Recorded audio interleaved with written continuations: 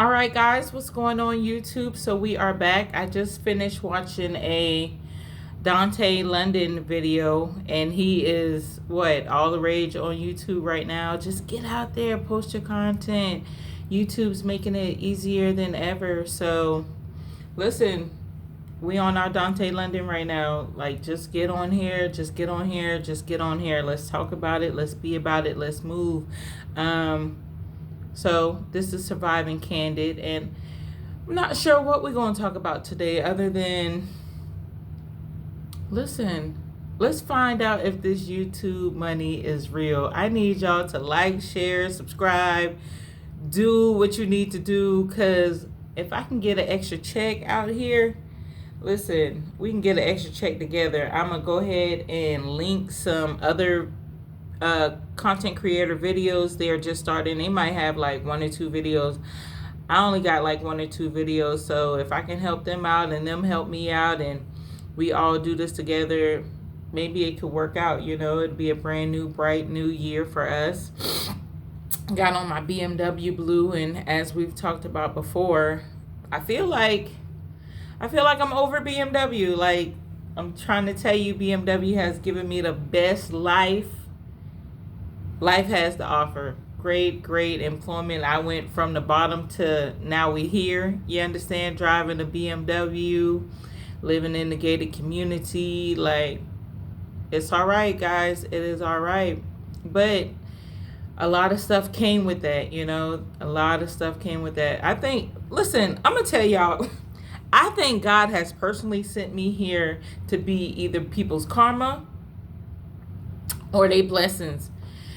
And people always mess around and find out the karmic lessons messing with me. I'm trying to tell you, it's like the people who bless me are blessed, and the people who come for me, it's like, ooh, they get dealt with. And the crazy thing about it is it always happens so slowly. Like, people will feel like they really got the upper hand, but slowly, a whole business will close down. I'm trying to tell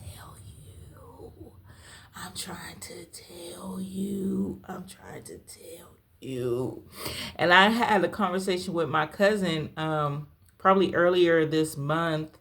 It's still early, so probably about the 1st, when we was giving out those Happy New Year's phone calls. I was like, listen, cousin, we gotta keep our nose clean, because it seemed like the good is gonna come hard, and it seemed like the bad is gonna come hard. So, like, we just need to be out here treating people with respect, helping where we can help, backing up if you can't do nothing. The worst thing you can do is sit and watch somebody struggle. That's the craziest thing to me. I was watching a movie last night, and I think it was a true story, but I can tell you right now, I probably don't have it in me. So it was this guy, his wife, oh my God. So they had lost a daughter, first of all. And the guy, he was now sleeping with the waitress, and she just closed off. She didn't even leave the house anymore. She just looked pale, and it was horrible. And it cut their life apart completely. So one day he just goes down to New Orleans on a business trip. First of all, his mistress dies. So that just shakes him to the core, because that was like his last bit of life. And so he finally goes to his mistress' burial site, and right down the way, their daughter is also buried. So he has already found out that the daughter's here, but the wife had already put headstones for him and her at the graveyard. He was like, bullshit. Like, that was his wake-up call. Bullshit. I am not dead yet, okay? I'm not dying, and I am not dead yet. You can kill it. So he goes home and he talks to her, and he tells her the same thing.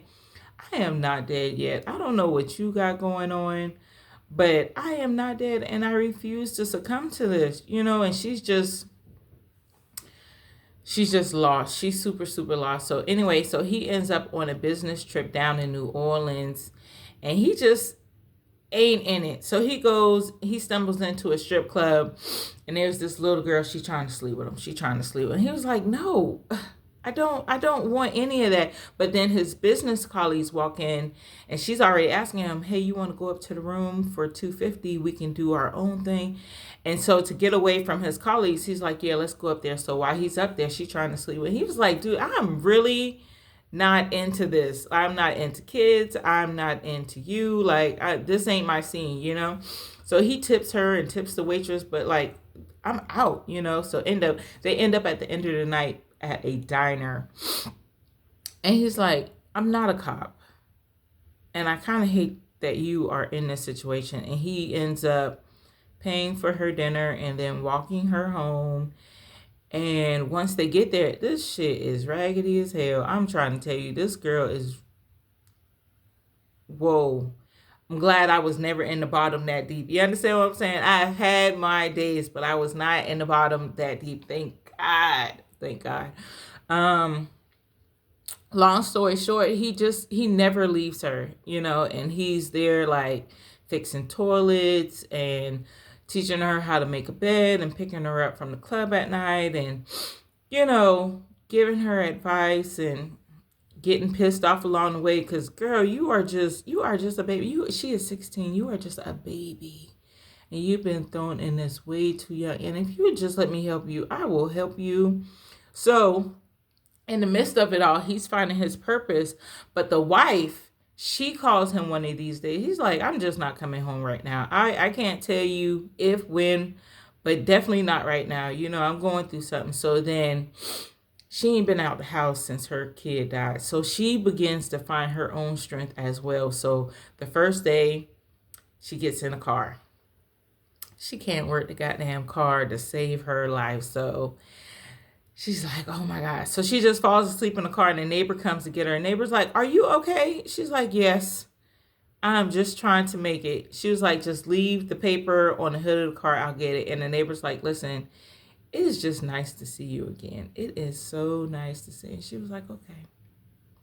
So the next day she makes it out the driveway not without hitting the basketball goal. I mean, airbag deploys. Your car is over once the car bag deploys. She tapes it up. She don't give a damn. She going to get her husband. He's the last thing she got left. So she gets out of the driveway, going from, I don't know, somewhere down to New Orleans. This is a long ass drive. I just went from South Carolina to Chicago. That's a long ass drive. You hear me? That is a long.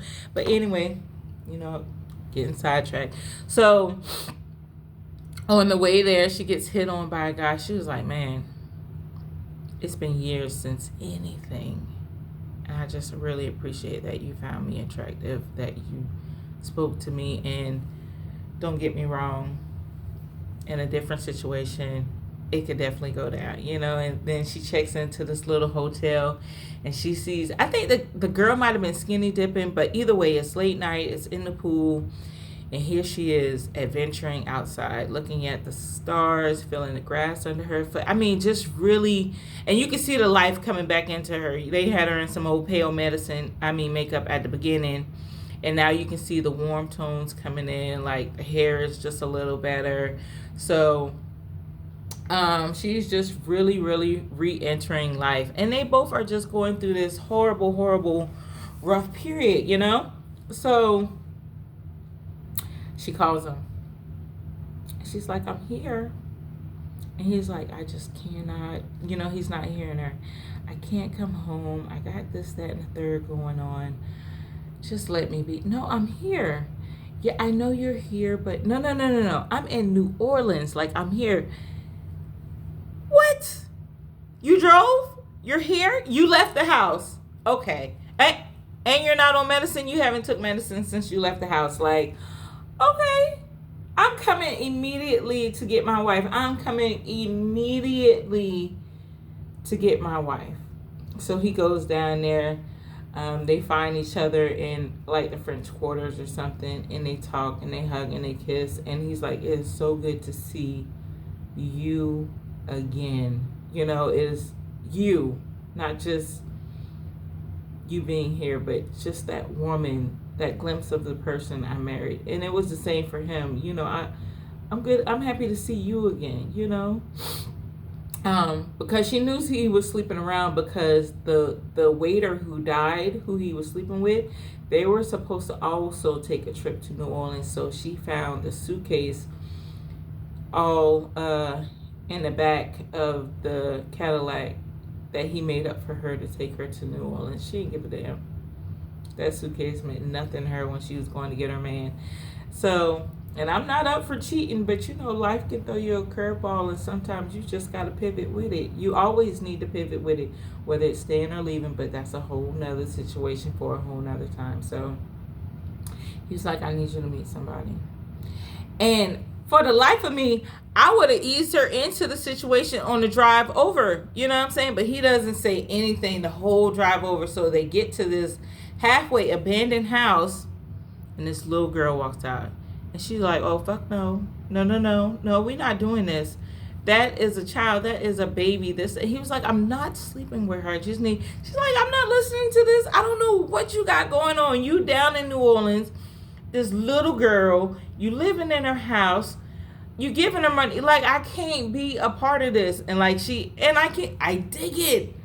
I dig it. Because, whoa. There's a lot right now. So, but she ends up just sitting in the parking lot. So it gets late, and he finally comes out there with two Coors Lights. You know how they do, the pill. He comes out there with two Coors Lights, and they start to talk. And she's like, this is not our daughter. Because their daughter passed away about that age. She was like, you know, this is not our daughter. You know, he was like, yeah, but I can't leave her. You know. And I mean, he is going above and beyond for this little girl. And it's like, how many of us would really, really do that? How many of us would really, really do that? Like, I kind of probably would do it for a kid. But how many of us would really do that for another adult? Like, because I got so much going on. And I think that's such a catch-22, because sometimes they can pull you in, and here you go down a rabbit hole you were never meant to go down. And then on the other hand, it's like, you could have really made a difference in somebody's life. But the thing I love about this movie is, so the wife, she's like, where are you staying? He's like, I stay here. And she's like, well, if you staying here, I'm staying here. You know, and we'll do this together, whatever it is we're doing. So I love that about it. But I also love the fact they knew when to leave. So the girl kept going down the spiral, and she was like, y'all are not my parents. I've already raised myself. And the mom, I feel the mom so desperately bad, because the guy, he was pretty much letting her do whatever she wanted to do. But when the lady got there, she was like, I can't let you do this. I cannot let you do this. She was like, I'm a dancer. I'm going to go dance. She said, you're also a prostitute. And I cannot for the life of me let you walk out this door knowing you are going to prostitute and act like it's okay. I would have the same exact, like, as a human being, as a parent, it would go down the same way. And I've known plenty of prostitutes in my life. Told y'all I ain't come from clean. Listen, my life was everywhere. Anyway, so I know a couple girls, but they was grown. You do whatever you want to do. But to sit there and let a child, and to encourage a child, that's just crazy to me. That is just crazy to me. But, you know, it is what it is. I just respect the fact, because one night she went crazy. They called her. He was already sitting out on the porch waiting for her all night, because he lied and told his wife. He was like, I'm going out for beers. We don't got no more beers. And he went to the club she worked at, but the club had shut down. So I guess something happened that night. So he didn't know where she was. So she was just sitting on the porch, like waiting. He finally got the call. Where are you? So he goes to get her. She's at the bail bondsman. They let her walk on like aggravated assault or something crazy. And so they pull up to a red light and she just gets out of the car and she runs. He's like, where are you going? Why are you going? She's like, y'all can't raise me. I'm not your daughter. And the wife was like, just let her go. Like, what else can we do? Just let her go. We also have to live our lives. You know what I'm saying? And so the next morning, he gives the neighbor, like, I don't know, a couple $100 in the suitcase that was in the truck that belonged to the mistress. And he was like, we're out, but just let her know she has our number, you know? So they go back to wherever they're from and they're living their life. And she finally calls. And they show her on the other side of the phone. Lord Jesus, she looks better than she's looked the whole movie. I swear to God, this girl looked bad. The entire movie, this girl looked bad. But she looks really, really good. It almost looks like maybe she put on some weight.